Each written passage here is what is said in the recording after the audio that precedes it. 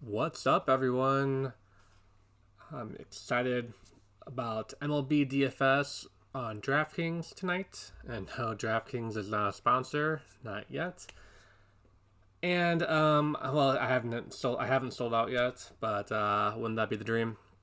So I've watched quite a few other DFS experts in air quotations, just to get where the chalk is. So in NFL, that's what I would do all week long.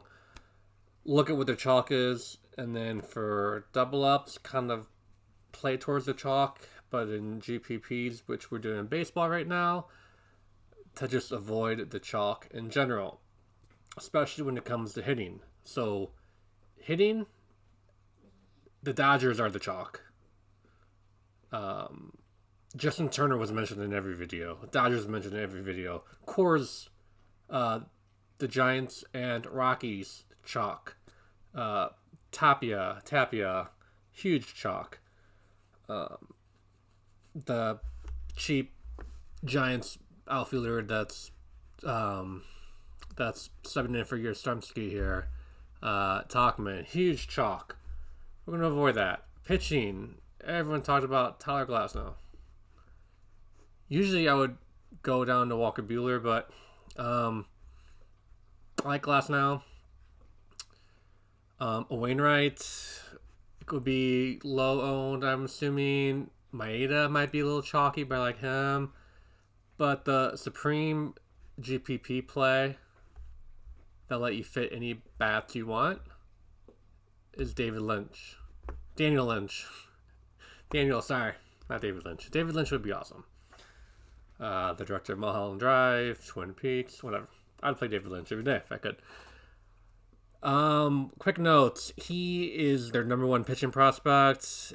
In the news and notes section, says he has better stuff than Brady Singer in Junis. He dominated the minor leagues, although I think he only played in high A-ball. The Indians struggling hitting. They haven't turned around yet. A lot of people will go Cleveland Stacks for hitting. So I love Daniel Lynch. And then you can go Kenta Maeda, but I couldn't, and just do the top bats. But I think we got to kind of go chalk pitching for Glasnow. I really don't know how to pronounce his name. So for my top stacks hitting, I know I'm kind of close to the 7 o'clock Eastern time deadline to start, so I'm just gonna fast forward. I like the Cardinals, the Brewers. I'm gonna play the Angels against Glasnow, not when I have him as a pitcher, obviously. Let's see, the Twins, and I have one more in there. Not to cheat on my notes. Oh, I had the Blue Jays. So my top one, the Cardinals.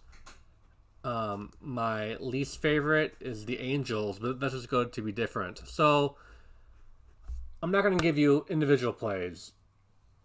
That's maybe the dumbest thing to do. It makes sense for double ups, but for GPPs, you just don't want to play the chalk. So don't play the Dodgers, don't play the Cubs. The Phillies, a lot of people talk about them. Cleveland Indians, a lot of people talk about them against this Coors Field game. No one talks about like the late night games. The Mariners might be a sneaky thing. Pick. I think Kramer on Orioles is pitching, not so good. I'm sure people are going to do the Padres to avoid that. The Blue Jays, I do like them. I mentioned them a couple seconds ago. They may be a little chalky, but I love my Cardinals in DFS because usually they score like 1 run or like 12. But lately they've been on fire offensively. Scoring 5 to 7 runs a game.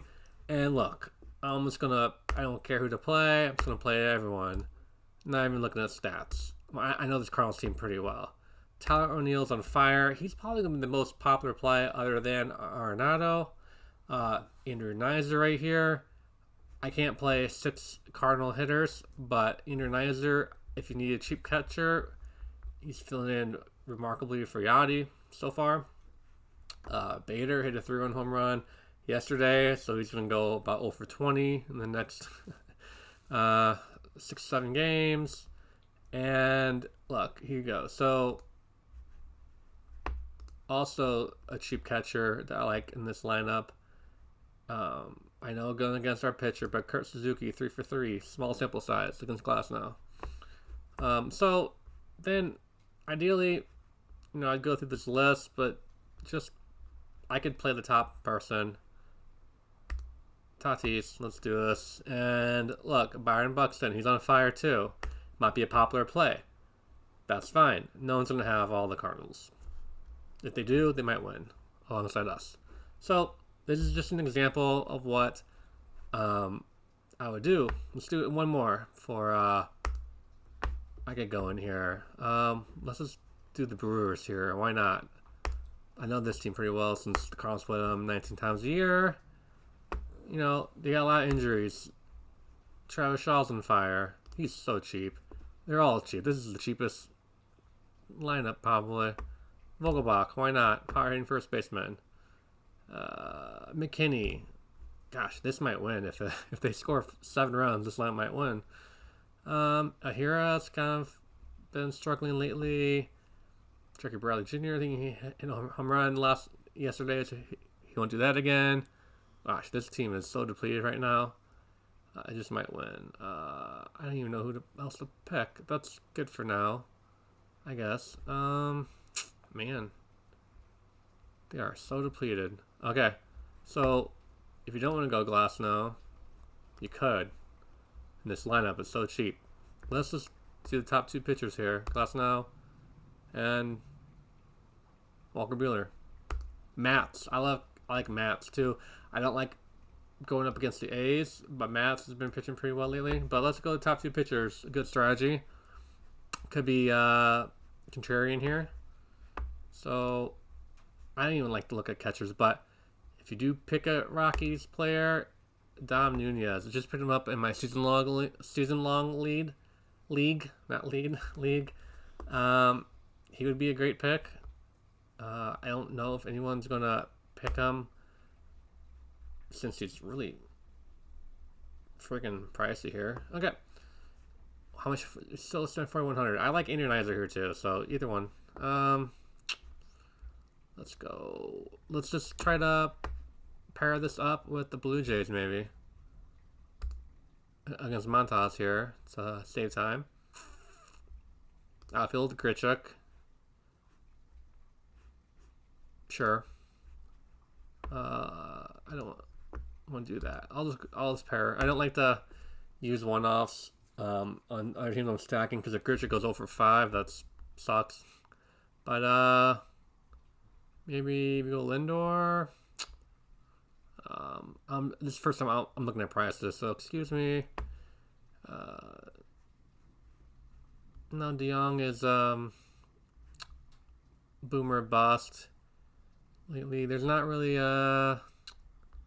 any shortstop I'm liking down here that much. Let's see if we got any cheap ones. Oh, Willie Adams, maybe. Nicky Lopez. No, thank you. Okay, so maybe we just go Corey Seager's a top name I keep hearing. I don't even know who. Oh, this is the old Braves and Angels. He's been on fire. Yeah, he's playing Dane Dunning. This might be a good look. He won't be in my twin stack probably, so it's a good spot to put him in. And 4,300. I mean, so Hendricks has been bad lately, but I'm kind of biased against my Cardinals. He dominates the Cardinals every single time. This is kind of no man's land. Tapia is a very popular pick. Rosario, I think, is left-handed. Yeah, he's left-handed. He hasn't been so hot lately.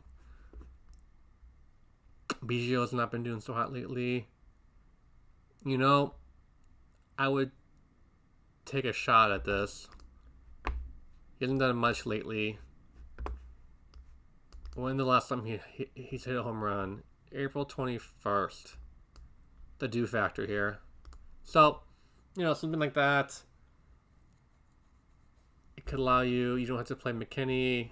if he's too risky for you. Benintendi is on fire. He's got a bad matchup though. Calhoun, David Dahl.